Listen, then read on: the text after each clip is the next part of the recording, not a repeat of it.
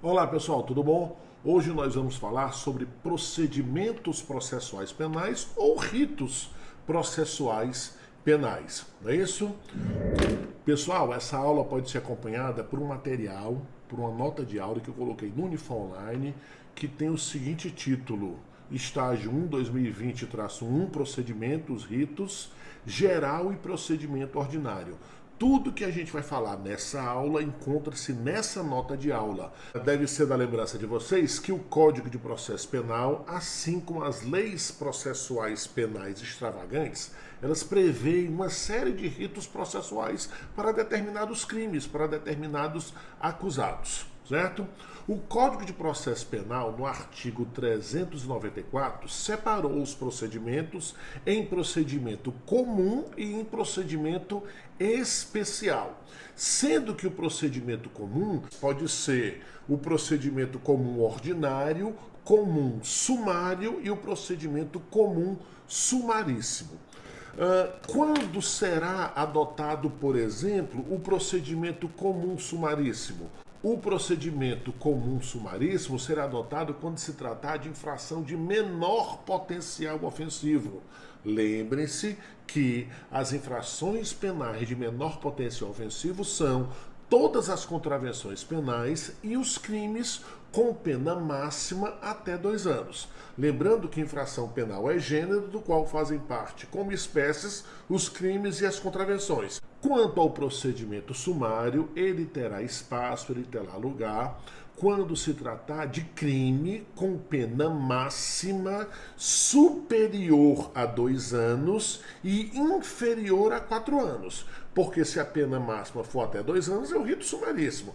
E se for acima de 4, será o rito ordinário, a gente vai ver daqui a pouco.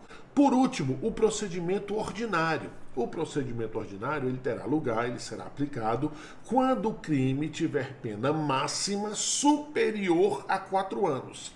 Lembrem-se, leve em consideração que para a adoção do procedimento comum, leva-se em conta o tamanho da pena máxima, certo? Então, acima de 4 anos, a pena máxima, procedimento ordinário. Entre 2 e 4 anos, procedimento sumário. E até 2 anos e contravenções penais, procedimento sumaríssimo. Para a adoção do procedimento especial, será levado em consideração, basicamente, a espécie de crime e a condição do acusado. Por exemplo, se o crime for doloso contra a vida, adota-se o procedimento especial do Tribunal do Júri. Se se tratar de crime relacionado ao tráfico de entorpecentes, crimes previstos na Lei 11.343 de 2006, adota-se o procedimento lá previsto, o procedimento de drogas previsto nesta lei. Agora, se o acusado tiver uma condição, na verdade, um cargo, uma função ou um mandato, quem seja for por prerrogativa de função, ele será julgado perante os tribunais, conforme a Lei 8.038, que prevê o rito especial para as ações penais originárias. Fala-se em ação penal originária pelo simples fato de que a ação penal, ela se origina, ela se inicia diretamente no tribunal. Pode ser o TJ, pode ser o TRF, pode ser o STJ, pode ser o TSE, o STM e o STF ou o STF, certo? Então diz-se de ação penal originária aquela que se origina, repito, se inicia diretamente no tribunal e não na primeira instância, como acontece para a maioria dos casos quando o acusado é uma pessoa comum do povo. Quanto aos ritos procedimentais, eu coloquei na nota de aula, pessoal, o passo a passo de vários procedimentos. Se vocês prestarem atenção, na página 2 nós temos aí o passo a passo do procedimento ordinário, em seguida do procedimento sumário, procedimento sumaríssimo, procedimento do Tribunal do Júri, a primeira fase. Lembrem-se quando se tratar de crime doloso contra a vida, o processo correrá perante o tribunal do júri, certo? Mas o procedimento do tribunal do júri é bifásico. Existe uma fase que se desenvolve perante o juiz, a primeira fase, e uma segunda fase que se desenvolve perante o tribunal do júri. Por isso é que se diz que é um procedimento bifásico, certo? Eu coloquei aí o passo a passo da primeira fase do procedimento do tribunal do júri. Coloquei também o passo a passo do procedimento dos crimes de competência originária, ou seja, quem tem foro por prerrogativa de função, o procedimento contra funcionário público, porque quando o funcionário público ele é acusado de crime funcional, funcionário público no exercício da função, que é acusado da prática de crime funcional, existe uma diferençazinha para o rito ordinário, porque antes do recebimento da denúncia existe a possibilidade de defesa preliminar, certo? Coloquei também o procedimento relativo à lei de drogas e pronto. Basicamente são esses 6 procedimentos. Se vocês prestarem atenção, pessoal, existe uma coisa comum a todos os procedimentos. Aliás, a quase todos os procedimentos. Por exemplo, o procedimento ordinário inicia-se com o quê? Com o oferecimento da peça acusatória, que é a denúncia ou queixa. A mesma coisa acontece com o procedimento sumário, com o sumaríssimo não, falo daqui a pouco. Procedimento do tribunal do júri, crimes de competência originária, procedimento do funcionário público, quando é acusado de crime funcional, e o procedimento da lei de drogas. Ou seja, todos esses ritos inicia-se com o oferecimento da peça acusatória, que é a denúncia ou então a queixa, certo? Por que não acontece com o procedimento sumaríssimo?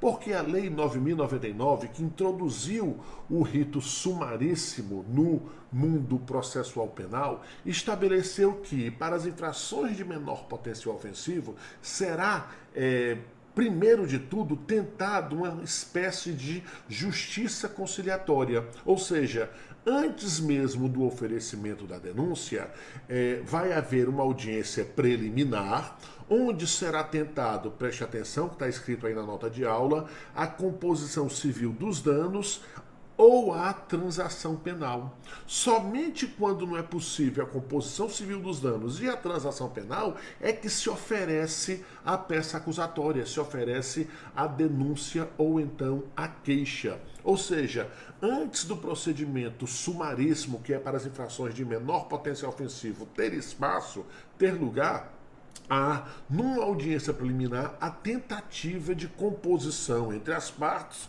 ou uma transação entre o Ministério Público e o acusado, certo? Basicamente, pessoal, vocês vão perceber que os procedimentos, os ritos processuais, ele tem uma espécie de coluna vertebral que é muito parecido um com a outra, né? Você vê que tem no início o oferecimento da denúncia, logo em seguida vai para o juiz receber ou rejeitar a denúncia, em seguida a citação do acusado, resposta escrita do acusado, depois você tem uma possibilidade de absolução sumária ou ratificação disso, a audiência, onde serão colhidas as provas, né, testemunhal, ouvida de peritos e tudo mais, passa para as alegações finais e termina com a sentença. Basicamente, todo e qualquer rito procedimental, ele começa com a denúncia ou queixa, passa por todos esses trâmites que eu falei aqui e termina com a sentença. Por que a diferença, então? Basicamente, pessoal, porque vai mudar, por exemplo, o número de testemunhas. Em determinado procedimento vai haver a previsão de debates orais ou memoriais escritos. Em alguns casos não é possível converter os debates orais em memoriais escritos. Entendendo? Ou seja, dependendo do rito processual, vai haver uma ou outra nuance que vai diferir de um rito ou de outro. O número de testemunhas é muito importante, por exemplo, no procedimento ordinário, no procedimento do júri, de competência originária, é possível rolar cada parte 8 testemunhas. No procedimento sumário, apenas 5, salvo engano, no procedimento do tráfico de drogas também.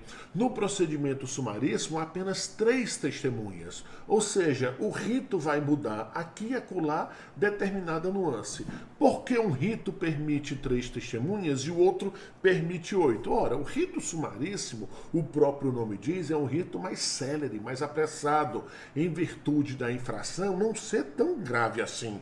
Aliás, é para as infrações de menor potencial ofensivo, certo? Então, é absolutamente aceitável que você tenha somente 3 testemunhas. O procedimento ordinário, que trata de crimes mais complexos, é natural que se permita até 8 testemunhas. E no procedimento sumário, um número intermediário, que é o de 5 testemunhas. Ok?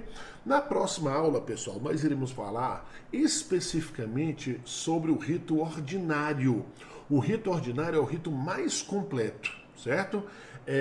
E é desse rito ordinário que a gente extrai a compreensão dos demais ritos, ok? Então, na próxima aula, iremos tratar exclusivamente de cada passo, de cada elemento do rito ordinário, ok? Fique com a gente e até a próxima aula, até o próximo encontro. Vamos lá? Vamos. A dedonha. JL.